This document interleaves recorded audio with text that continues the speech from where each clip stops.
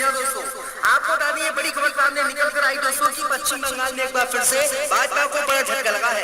दरअसल आपको बता दें कि भाजपा के बड़े नेता मुकुल राय आज भाजपा से इस्तीफा देकर ममता बनर्जी की पार्टी टीएमसी में शामिल हो गए हैं। बताया जा रहा है कि शुभेंदु अधिकारी के कारण मुकुल राय भाजपा से अलग हुए हैं।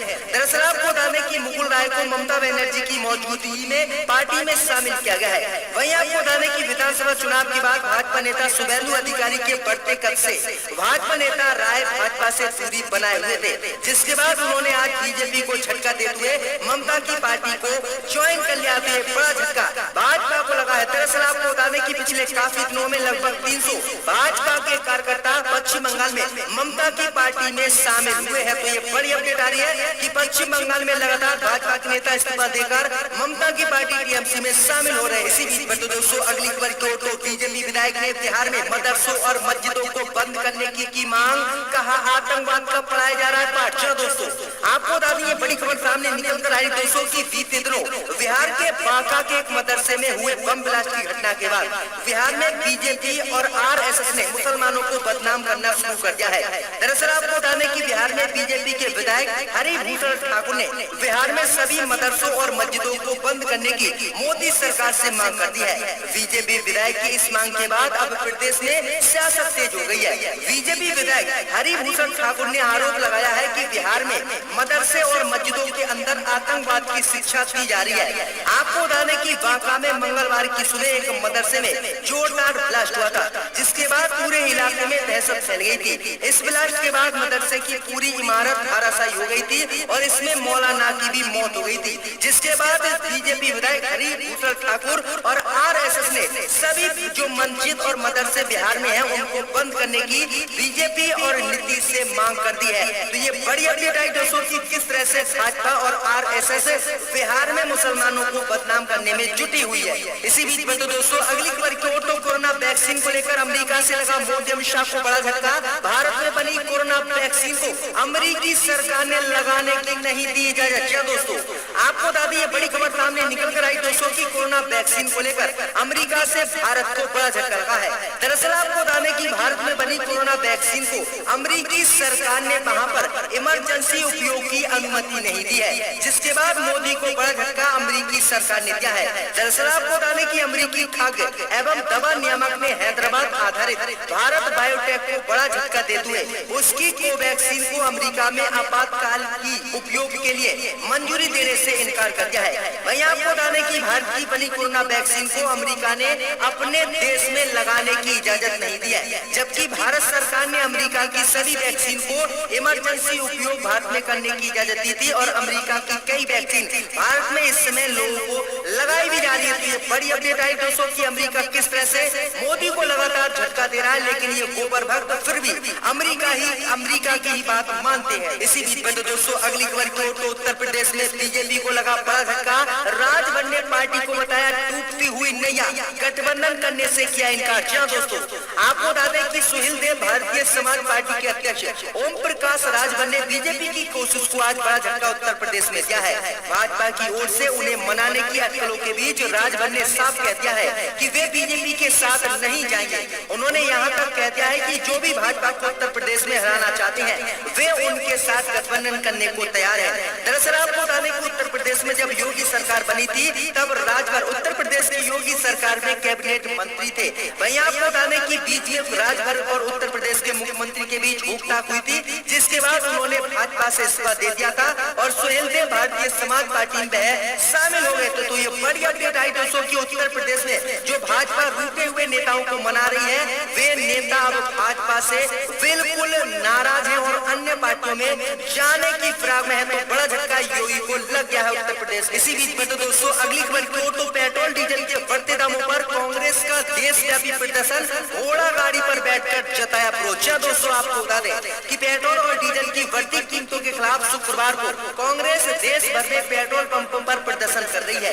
एक दिन पहले ही कांग्रेस पार्टी की तरफ से इसका ऐलान किया गया था। वहीं आपको बता दें कि दिल्ली में कई जगहों पर कांग्रेस पार्टी के कार्यकर्ताओं ने घोड़ा गाड़ी पर सवार सवार होकर अपना विरोध प्रदर्शन किया।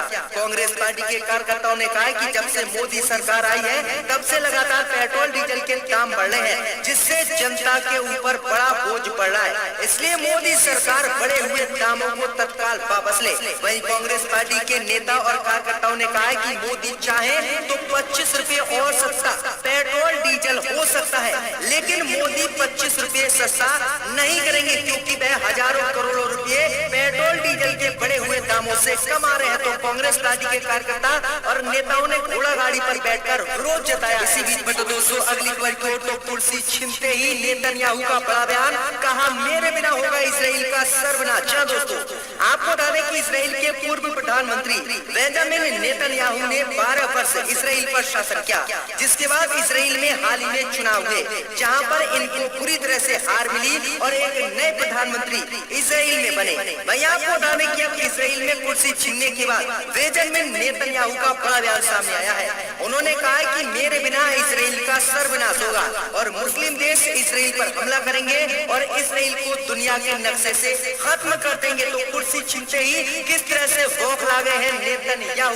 दरअसल आपको बता दें कि जब से नेतन्याहू के हाथ में इसराइल की सत्ता आई है तब से लगातार मुस्लिम देशों पर इन्होंने बमबारी की है और कई हमले किए हैं, चाहे वह फिलिस्तीन हो या फिर सीरिया हो या फिर सऊदी अरब या ईरान। तो ये बड़ी अपडेट आई दोस्तों कि अब इसराइल में नेतन्याहू से कुर्सी छीन गई है। इसी बीच में दोस्तों अगली खबर की ओर, तो उत्तर प्रदेश में बची रहेगी योगी आदित्यनाथ की कुर्सी, भाजपा पर भारी पड़ी आरएसएस की लाठी, जितिन प्रसाद बनेंगे मंत्री। दोस्तों आपको बता दें कि अगले साल उत्तर प्रदेश विधानसभा चुनाव से पहले दिल्ली में सियासी हलचल बड़ी हुई है।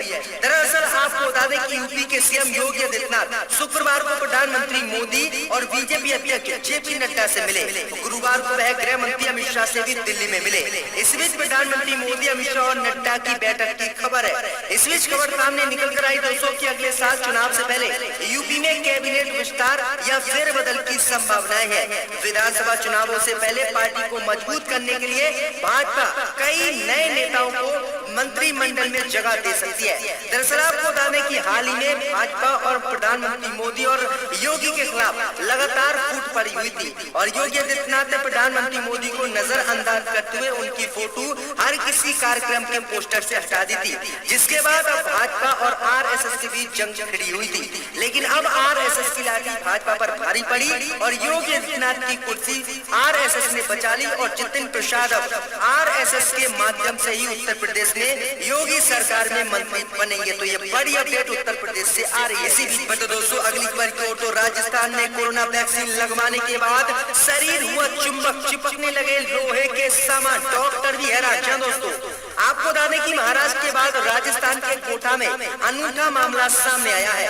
यहाँ एक पुरुष व एक महिला का दावा है कि कोरोना वैक्सीन लगवाने के बाद उनके शरीर में चुंबकीय शक्ति पैदा हो गई है। अब उनके शरीर पर सिक्के, कैंची, सुई चिपके जा रहे हैं। ये ठीक वैसा ही है जैसे किसी चुंबक से लोहा चिपक जाता है। महिला लता व पुरुष सज्जन सिंह दोनों आर के कुरम के निवासी हैं और दोनों ही पड़ोसी हैं। उन्होंने बताया कि उन्होंने 8 दिन पहले कोरोना की वैक्सीन लगवाई थी। वैक्सीन लगवाने के बाद उनकी तबीयत खराब हुई थी, जिसके बाद उनके शरीर पर लोहे के रुपये सहित सिक्के, कैंची और चमची चिपक रही हैं। तो ये बड़ी अपडेट आई दोस्तों की कोरोना वैक्सीन लगवाने के बाद देश में ये 2 नए मामले आए हैं जो चुंबकीय हैं। इसी बीच में दोस्तों अगली खबर की ओर, तो राकेश टिकैत बोले योगी के कर्मकांड की वजह से खिलाफ हो गए हैं भाजपा के विधायक, यूपी में बन जाएंगी 2 पार्टियां। दोस्तों आपको बताने की किसान नेता राकेश टिकैत से जब मीडिया के लोगों ने पूछा कि सीएम योगी से उनकी पार्टी के ही 250 विधायक नाराज हैं, इस पर टिकैत ने कहा कि नाराज तो होंगे ही, सीएम योगी और उनकी सरकार के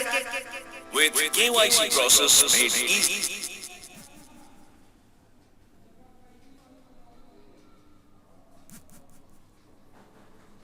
ऐसे हैं टिक्के उनसे तो नाराज होंगे।